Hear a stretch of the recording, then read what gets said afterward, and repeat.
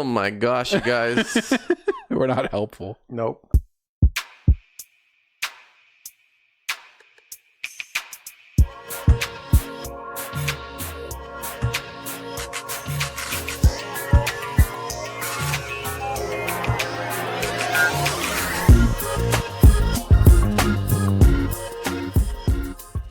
Dave, 2025 is what they said the year. You said no facts, you said, or something like that? Oh, I'm just making stuff up. Oh, no, I'm just saying 2025 is the year of the carbon tax, though. The year of the carbon tax? Well, the year it's going to go up. Well, it's a year that it's going to go up. Yeah. Definitely. Not the first time. Not the first time, no, but is it not, didn't he say that he was going to, take it away, but he's really just hiding it somewhere else?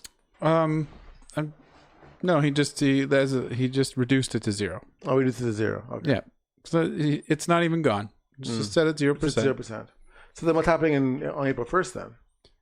On April 1st, the industrial carbon tax is going to go up. Have you guys heard about this, Josh? What? Where the heck were you? Was he listening? As soon as I heard taxes, I was living in my own fantasy world because that's the only break we get from taxes in this Weird. life here in Canada. Taxes make him go to a fantasy world. It should make every Canadian go to a fantasy world because you just come to reality when you see your paycheck and then everything you purchase with your money afterwards and realize that you really only have about half or less. Just imagine when you get your wage, your hourly wage, it's basically half of whatever it really says. No, you have to explain that though, because that's not what you'll see on your pay stub. So by the time you spend your money throughout the year, the amount of money that hasn't gone back to the government through taxes is literally more than half of whatever. If somebody's making $30 an hour, really, they're only getting to keep about $15 or less of that money in their bank. Think about it. Or spent on living. Yeah, and in the case of most people. So in the case of most people, you're spending on your house and everything 15, whatever it is, like whatever your half your wages. It's hard to save money when you're getting taxed that much of your income. So. Yeah. But I have a question in regards to that. When you're getting taxed that much of your income, doesn't your tax return then be a little bit bigger? No. Depending on what bracket you're in? They take exactly the amount that that your percentage is. I see. So Josh is not totally explaining himself that well. So what he's also... I was living in a fantasy world because I don't like thinking about the taxes. Get out of your fantasy world.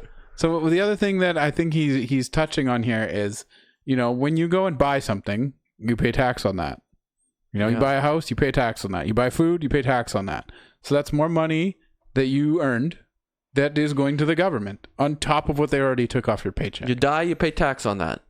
So by the time they're done, taxing your paycheck, and then taxing everything you buy, and then taxing any, gains you might make when you invest, and taxing anything that you tried to pass on when you died, they have taken more than half of what you've earned. Did I ever bring up the concept of, how should I phrase this?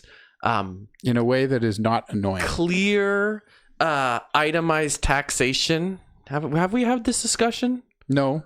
Guys, this is what I'm thinking, okay? Okay, lay it on us. Gas tax or buying fuel at the gas station is the most common thing that you can think of. I think it's the best case scenario. It should be done across the board everywhere in Canada. I would love to see a method of itemized taxation for it, where you go to the pump, you buy whatever you need. 30, 40 liters, whatever your tank is, right? Mm-hmm. And you get a rate. The gas is worth X amount, right? You can calculate it up, right? Say that you're paying 90 cents a liter, okay, for the gasoline. You should know how much your bill's going to be if you put X amount of liters at 90 cents, right? Mm-hmm. But obviously then there's an additional 5% GST. And maybe 7% PST. And then there's a carbon tax that's put on top of that for the transportation of that amount of fuel to that station. And then there's whatever road fees, right, that the province will collect. Gas taxes, they might call it. I don't know. But you did that in the wrong order. The PST and GST go on top of all the rest of that. Sometimes, I know what you're saying. Sometimes some tax goes on top of other taxes. Yeah. All I'm saying is Tax on you tax, could guys. calculate it out and say 40 liters of gas at X rate times this percentage, add on, maybe they have a one tax is 15 cents. So you would see, oh, okay, I'm paying 90 cents for this unit of gasoline, but I'm also paying an additional 15 cents per liter tax, right? And that's going to be calculated. I think they should clarify what everybody's paying for on like a simple receipt. What would you think? Of course they should, but that's never going to happen. They don't want us to know all the different taxes we're paying. Wouldn't it be great, Michael Lee? How would that change your mind if you saw your gas receipt and said, holy geez, I am only buying $23 worth of a product, right? Yeah. And then I'm actually paying like an additional $34 worth. I'm paying more in taxes So I am for the actual product itself. than the actual product itself. Well, I mean, do we really want to see that? Yes. It's just going to piss us all off. That's the We're going to be point. so upset by that. Maybe people need to be pissed off so they That's because vote would you better. rather live in ignorance Well, no. and we not pretty know much what you're have been. paying? Yeah, that's exactly right. We are. Sorry. We live in ignorance. If it was required by law, and we had an actual good, honest politician that said, "We're just going to show you what Good, we're collecting." honest politician. Yeah. And that's what I'm saying. Nobody cares. Speaking of living ignorant. The fact, I mean, the I'd fact like to that see a unicorn too. the fact that we make a joke about it just goes to show you one point. We've all accepted that these guys can just bend us over and do whatever they want with us. Awkward. Easy. I'm just saying that get is banned. that is the case. That is the case of taxes. Well, that was a very good rant, but I think It that was. Michael Lee wanted some clarification on what's happening April 1st. Well, Yes. That's where I woke you up from your little world and you went would on a you big like to rant. clarify it with a lot of words, Adam, or should I just tell you the summary of the exact facts? I don't think everyone wants to hear me babble on and on with too many words, so why don't you just give us the facts? The facts are, well, we recently discovered that this consumer tax is no more, gone the way of the dinosaur or something, even though it's not really. But the point here is, you're not going to get your rebate checks, I guess, We got because one more. yes, it's going to phase out. Yes. But then we won't be getting rebate checks back from the carbon taxes that we apparently all pay, right? And then the industries, basically, they're the ones that are going to be paying the taxes. So obviously, we're not going to pay it because we don't own any industries, and industries don't affect our lives at all. So basically, if you own a big industry, you pay a bunch of taxes, the tax rate is going up. Canadian consumers, everyday people, they're not going to pay carbon tax anymore. Isn't that the summary of exactly how carbon tax is happening now in Canada? I mean, that's what Carney said on was it on TV? Where he said, "Oh, you don't really buy steel, do you?" I went to the store this week and bought steel in several different forms. Yeah, well, no, you don't buy steel, so carbon tax on a steel producer won't affect you, all right? Because that's what Carney told you. Yeah. You're gonna like it. But what I'm trying to say is going to happen on April 1st, and you still didn't say it. There is an industrial carbon tax. It's going to go up 20%. Yeah. So, while everyone else is walking around going, the carbon tax is gone, it's not. It is going to be going up on the basic materials that things are built out of and made out of and used for any kind of construction. And that means that everything will get more expensive because the basic materials are more expensive. And most logical people can probably put two and two together on that. But it's obfuscated because they don't tell us that that exists or that it's happening. And so they would just want us to think that them reducing the consumer carbon tax to zero means all carbon tax is gone. Don't look over here. We've made it better for you. Just accept it and go live your life. Oh, the taxes. They'll just get us ranting and ranting. Is there anything that Canadians can do about it, Adam? Is anything happening in the sphere of politics that can change the outcome of us having to pay all this darn tax? I think there is. What? You serious? There's something coming up Oh, sweet. What is that? on April 28th. April 28th. April 28th. Michael Lee, 2025. scroll that up. A big old what is happening that I can get my say in. Maybe there's like a big old rally and I can go to the Parliament Hill and go blah, blah, blah. No, you go blah, blah, blah anyways. There's a Canadian federal election coming. Oh, okay. Canada's 2025 federal election is going to be here at long last, now that the Liberals are polling nice and high, so that they think they can win. Yep. So that's coming up. Mark Carney just went to the general and dissolved Parliament. And she went right along with it. As they always do. Well, they're supposed to. Yeah. So that's coming up. The Liberals are in the lead now. What do you think about that? Yeah, I think we touched on that a little bit. I don't know. Like, let's ask Michael Lee, because me and Adam have our biased views of who we should actually vote for this time around. And we talk too much. And Michael Lee, now that we've told you in the past, earlier this year, when Conservatives were 20 points up in the polling numbers, we now basically have somewhat neck and neck numbers. And neck and neck numbers, just so you understand the context, usually means, because of the disproportionate amount in the West that the Conservatives get, it's usually more likely that the Liberals will form a larger government. Do you think these last couple of months have been influenced by Donald Trump or whatever kind of regional politics we're having here, or this a combination of everything? Yeah, it's definitely a combination of Trump, the carbon tax. It's everything. And what makes that specific to the Liberal Party numbers going up? What do you think? Some guy left. Yeah. Basically, Trudeau went bye-bye. And so then everything's going to be the same. And that's your take on it? Trudeau left, and they have this big election now to have Carney in, who's promising all this change because they realize how much they suck and realize how much people don't like them. And so it's how much they suck. I like that. Well, I don't know how else to say it. That's fine. That's basically how it is. But the polling numbers are suggesting otherwise. They like them. Canada likes them just as much. Because Trudeau's now gone, and everybody thinks everything's going to change now with this new guy. Yeah. Is what everybody thinks. Everybody's like, okay, maybe the Liberals can stay, and we're going to have some luck with these new guys. But they're probably in for a harsh reality. Well, you know what? You might be right, but I just want to, for a little joke here, insert. It's not going to be funny. Insert what? Oh dear. A little joke. Awkward. From somebody giving us a suggestion of who to go to on political advice. What advice would you have for the youngster?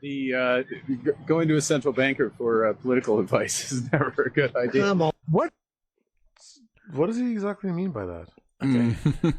Well, Michael Lee, that's delicious. It is a delicious comment indeed, because Mark Carney was previously the central banker of Canada. No. And the central banker of England. Oh my God. Where they don't much care for him, actually. Yeah, Carnage Carney was the name of him. He's got a lot of nicknames. That's what they gave him in England. They called him the unreliable boyfriend, I think. Something like that. Yeah, that's true. I remember that article. So the thing is, he is now the prime minister. And his own advice: don't go to Mark Carney. Don't go to a central banker, Mark Carney, for political advice. But do make him your prime minister and let him make all the political decisions he wants. Yeah, I don't get it. I mean, you know what? I gotta ask you, based off of a comment that I seen actually recently. Maybe it was last week in one of our channels there, where they said, "This is your content. Canada's going through an existential crisis." Is that what's happening right now, Adam? Are we going through a massive existential crisis, and we simply have to rally around the current leader, no matter who they are, because that's the only way to make this country better? Well, if we take it back to when Trudeau first basically, was accidentally caught saying that the 51st state comments are real, that's when their numbers started to increase much quicker. Mm-hmm. So, of course, they are playing the angle of an existential crisis. They're totally playing this up. Like, if you look at all the different political leaders, who's always bringing up Trump and the 51st state comments? It's totally Mark Carney. It is always the Liberals bringing it up because it's helping their poll numbers so much. So, I mean, I don't like to hear 51st state. I don't like when Trump makes those comments. I don't think very many of us like it. We don't want that to happen. But is it Is it an impending thing that's going to happen? I don't think so. And I don't think that these liberals think so either. I think they just like the poll numbers they see when they keep bringing it up. Well, yeah, I think you're exactly right. And what's going to happen probably is we'll probably hear that 51st comment made a few more times. The reality is it will probably disappear significantly from the Canadian discussion when we have the selection finished. I bet you It will that's entirely suddenly what's going to happen. not be discussed so much. You know, I recently seen they have this elbows up discussion about I don't know, it's a hockey term. And did you guys see the famous Canadian? Mike Myers? Yeah. I saw there was a thing. I didn't see the thing though. Yeah, there was a thing. Michael Lee will pull it up for us here, and I'll just explain to you what happened is obviously they are now becoming part of it's the Mike Myers video for Just look it up on YouTube. what's his name?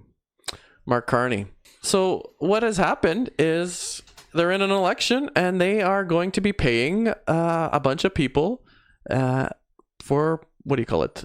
Ads. Publicity. Yeah, so obviously they gave this guy the rough figures that everyone's saying is about $25,000 to show up to Canada and make a promise. Okay.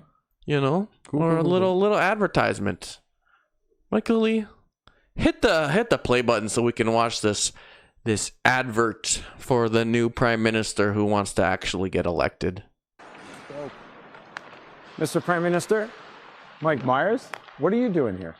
I just thought I'd come up and check on things. You live in the States, Yeah, but I'll always be Canadian. but you live in the States. Yeah, so? Do you remember Mr. Dressup? The children's show on CBC? What were the names of Mr. Dressup's two puppet friends? Casey and Finnegan? Bud the Spud? Howie, Meeker? Capital Saskatchewan. Regina? Tragically, Pip? you're a defenseman defending a 2-on-1. What do? Take away the pass, obviously. What are the two seasons in Toronto? Winter and construction? Wow, you really are Canadian. Yeah. But let me ask you, Mr. Prime Minister, will there always be a Canada? There will always be a Canada. All right, elbows up. Elbows up. There you go. Well, that's Just the thing. because some guy who lives in America and is proud to be an American citizen said that about Canada, he is all Canadian. And obviously he has lots to worry about since Canada is not even his home and he doesn't have to worry about any of the policies that affect him. No, I mean, it doesn't mean he doesn't care about Canada. It doesn't mean he supports what's going on, but He got paid to show up and make that comment. he got paid to show up and make that comment, and whatever sort of negative outcomes are going to we'll be dealing with as a result of what's going on politically right now. It's not really his problem, so that's definitely something to consider. I agree. So I don't know how that particular video is influencing me to vote for the Liberals. It's not. What does Mike think? What does Mike think? I don't really know yet. Sorry. I was kind of formulating my thoughts still on this. Well, he'll tell us later. Yeah. The guy's a funny guy, Mike Myers. He has all the Austin Powers movies that we all love. Everybody loves their own Very brand. quotable, those movies. Yeah, sure are. The thing here is, this is just another rich person talking to another rich person. Obviously, us sitting here as other rich people should just definitely agree to join in with the liberal policies here. And Other rich people? yeah. Is he? How many? Who's rich in this room? I'd like to know. Well, I'm just saying, you had one elitist talking to another elitist, a super popular Canadian comedian that's made millions and millions of dollars, and then you got another pretty much billionaire guy here running the country right now. Well, we don't know that because he won't tell us Yeah. what his assets are. I'm just saying, do you guys relate to that? Do No. you agree that those two guys will have policies for the average Canadian in No. mind? I think Mike Myers is funny, but I don't think he should be telling me who to vote for. No. Well, he didn't. He just said elbows up, whatever that means. Good point. He was just there. He Yeah. was there and he got paid, and I can respect that. I like getting paid too. So, I fair mean, I enough. would have said elbows up too if you gave me That's $25,000. fair enough. But I don't think that video should really change anyone's opinion on who they should vote for. No. Well, they're going to change their opinion on who to vote for, probably based off of their feelings. That's how most elections work. And people have been feeling the carbon tax the most. But since we've already discovered that's the number one thing that this election's not going to be about, right, Adam? No, because it's gone. It isn't. It's gone. What do you mean it isn't gone? I explained this already. We talked about this. Where were you? It's gone. Get out of your little fantasy world. Yeah, get back to reality. And I'll explain it one more time for the Joshes in the room. The consumer carbon tax is set at 0. Yes. The industrial carbon tax is going to continue its upward climb on April 1st, as it will do so going forward until 2030, unless somebody does something about it. Okay. And who's going to do something about that? The Michael Lee. What? Axe the tax, Michael Lee. You're going to axe the tax for us because you're the only honest guy. No, axe the tax is over. Yeah. Oh, yeah. The Liberals said that's over. He just said this. Yeah. They axed it like in the crappiest way possible, and they'll bring it back later, but it's gone now. But it's gone right now. Yeah, it's not there. It's 0. So no more tax. Tax is solved. If you guys have to put money down, What money? I don't have any. It has been taxed away. At what point does the carbon tax come back? I think he'll get elected, and then I think he will start manipulating the industrial carbon tax to make it higher. He said it should be higher. I don't know. He said 4 times or something like that. So he will raise the industrial carbon tax significantly higher than it is now. It's probably better in terms of their policies, though, because then they don't actually have to give back that. Then there will be no rebate, and it will be very difficult to actually quantify how much extra tax you're paying because it's so far down it's at the beginning of the production chain. So I don't know if he's going to raise the amount of the consumer carbon tax. He may hold off on that for a while just because of what a hot potato it is. But he will definitely be messing around with the industrial carbon tax to make sure that they're making back all that revenue that they are not going to make anymore. And they'll be enjoying not giving any of it out as rebates this time. So it'll be yet another tax on the Canadian people that the government will take. They'll take that money, they will use it ineffectively and poorly, and then tell us why they're great. Speaking of government money or tax money that governments take, the CRA was going to take some money away from us, Adam, and they didn't even have precedence to do so. What's the case? Update on that? It's okay. What's okay? Carney had a brilliant idea. Yes. That tax that was proposed by his own party. The capital gains tax increase. By MPs that are still in his cabinet, I believe. That is correct. He is going to just not do it. They're not going to pass that law now. No, it's a terrible idea that they had. Yeah. But they've had a brilliant idea in that they won't do their terrible idea. Well, fixed. Michael Lee is happy. It's fixed. Yeah, there you go. Yeah. All that said, what does this sound like? These new Liberals. Does this sound like brand new policy that we've never heard before? They are simply just stealing every aspect of the Conservatives' campaign temporarily to get themselves elected. It is absolutely pathetic when you zoom out and look at it. They are attacking all of their own policies and telling us why they're bad and divisive, and saying because they're removing the bad, divisive policies that they imposed on us over the last 10 years, we should give them another term because they're so brilliant at getting rid of their own bad ideas. Because they have a new guy. Because they have a new guy who's got his own bad ideas that are get rid of the other ones. I don't know.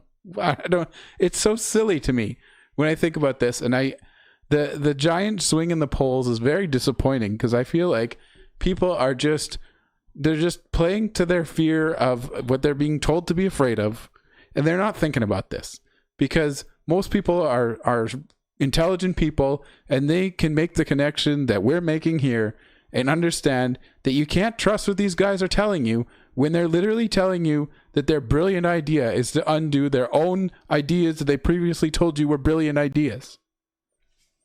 Flip-flopping. You're saying that they're not really flip-floppers? They're just going to stay true to the ideas they've had for the last decade. Yeah, they're pretending to flip-flop to get elected. Mm-hmm. Mm-hmm. Michael Lee, do you believe that? Like, do you think that these people haven't had a come to Jesus moment and now think that everything that they've previously said is bad? Yeah, Yeah. pretty much. So when it comes down to it for Canadians, do we give the opposite side of the spectrum a chance and vote Conservative? I guess that will be up for every Canadian to figure out on their own. Why don't they just vote for the NDP? They're not doing so good, are they? I don't think They've kind very of fallen many. through the cracks. Yeah, not very many people are going to do that anymore. And Why is that? well, I'm glad you asked. I have a theory on that. I think that Jagmeet Singh got way too close to Trudeau and stayed there for way too long, and people basically are just looking at the Liberal Party now and being like, well, there's no difference here, so why would I vote for that NDP over there and make my vote not matter when I can just vote for these Liberals since they're the same thing and they get more support anyways. You're exactly right. So Jagmeet Singh is now irrelevant along with his party, and that's unfortunate. He has made his party irrelevant. He has been an absolute failure of a leader, which is it's pretty disappointing. The change in numbers that we're seeing is basically an increase in Liberal numbers and a decrease directly from the other leftist party. Yeah, the Liberals have taken some Conservative support in Quebec, but largely, other than that, as I understand it, they're mostly just eating up the NDP vote. Yeah. Well, too bad for the everyday worker now, huh?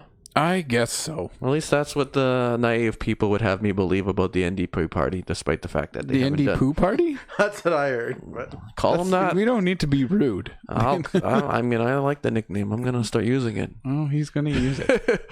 Well, they don't do anything for the Canadian people. What are you talking about? They got dental care and pharmacare, and Yeah, they've saved everything. apparently, and just stuff that I can't even use. Well, you can pay for it. Oh, thank you. Yeah, I so can that's pay. part of it. I pay for it twice now, right? Yeah, there you go. You got to contribute. You got to participate. Speaking of Conservatives, We were we were saying, do we talking give them a about chance? NDPs, Yeah. NDPs. Yeah, but we were previously just talking about Conservatives and whether or not we should give them a chance. Those things are bad, I hear. There's another Conservative person making the news yet again. Do you know who I'm referring to? I don't know if he's making news in the way you think, but are you talking about Maxime Bernier? No. That guy is another Conservative, ultra Conservative.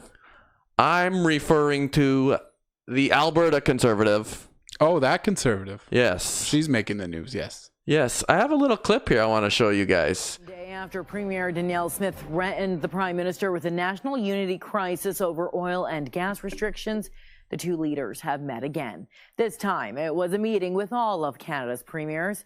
One political watcher worries Smith's rhetoric is reckless in the lead up to an election. Jeremy Thompson reports. Before I begin, I do just want to comment on an event that happened yesterday. Premier Danielle Smith believes the feds need to get their messaging straight on Alberta's biggest industry. She says Prime Minister Mark Carney told her in a one-on-one meeting Thursday he doesn't support an oil and gas emissions cap. At a press conference that afternoon, he told reporters he does support a mechanism to cut emissions. Flip-flopping. Speaking in French, Carney said it's results that matter to Canadians, not laws. The Prime Minister's words sounded kind of nice yesterday until I looked at my phone right after the meeting with him and found out that his new Environment Minister had just told media on the other side of the country that the federal Liberals would be keeping the emissions cap in place. The apparent They're doing that contradiction again. adds weight to the Yeah. Premier's threat of an unprecedented national unity crisis if the next federal government doesn't address her demands. All 9 would benefit the oil and gas industry in various ways. Who is ginning up the national unity crisis? Is it Mark Carney, who has been prime minister for, I don't know, a week? Or is it Danielle Smith by raising that? Political scientist Dwayne Bratt says Carney Yeah, has don't capitulated bring up to things that are a couple of Alberta's inconvenient. How longtime rude. gripes, scrapping the consumer carbon tax and replacing Stephen Guilbeault as environment minister. He wonders exactly what Smith means when she talks about national unity. Does that mean there'll be a referendum on separation? Is that what she's promising? Ah, yes, definitely overreact. A broad, fair deal. All right, Michael Lee, they don't need to listen to these jibber jabberers on the whatever news program this is. That's our job now. The point you made earlier in a podcast, Adam, was the Liberal leader he flip-flops. He says one thing in English and says another thing in French. Or he's saying one thing here in Alberta and he has a minister saying something else somewhere in Ottawa or wherever, like in Quebec, yeah. And like, you can't trust that kind of crap. They don't have a stance.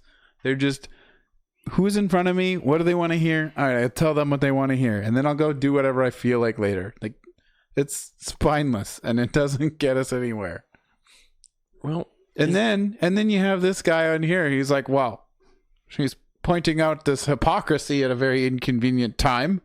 I should overreact and say, is she declaring separatism? Like, no, she's pointing out hypocrisy for a guy trying to run the country. Perfectly fair to point that out." I mean, people excuse the amount of separatism that some Albertans feel, but you know what? It's a genuine sentiment, whether it's in Quebec or in Alberta. And the fact that the Federalists in this country cannot continually try to hold the country together without pandering just to one part of the country is insane. Like, you gotta realize that we need a Canadian identity, and people just probably don't know what it means to be Canadian anymore. To me, all I know is there is some kind of unity crisis, because the only thing I know about being a Canadian is the Canadian identity is having taxes up the butt and free socialized medicine. Other than that, we'd like to watch hockey once in a while.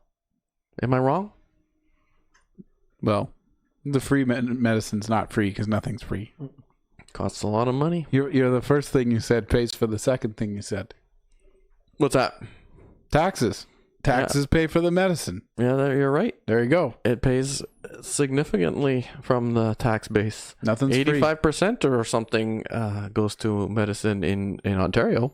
Well, there is a Canadian identity, and I think we're starting to see it a little more, and perhaps it will define itself better, because lots of people are coming together in their fear of the U.S. and what they might do. So I think that's going to create somewhat of a Canadian identity that has been maybe lacking for the past little while. We'll see how that goes. We'll see if I'm right about that. But yeah, I don't know. And that Canadian identity is rallying around the current unelected prime minister. At the moment, they kind of seem like yes, and one can hope that'll change. Or we'll have to bring this prime minister in and let him screw us over for another 4 years. And then we'll have another opportunity to boot him out. And who knows if we'll do it then or what. Or not. Because you know what? Not. April 28th, you guys can all go to the polls and have overwhelming numbers for a voter turnout, because a change has to happen, or not. You can continue to go down the same level of mediocrity that we've had with this last 10 years of liberal government. I don't really know what it's going to be. Make that Canadian identity known, April 28th, vote for whoever the heck you think should run the country. This what do you call them? Common sense conservatives or these Canada strong liberals? I don't really know. Let's find out. Just go out and vote. That's all I'm going to say on that. April 28th. Get out there. Get the vote done.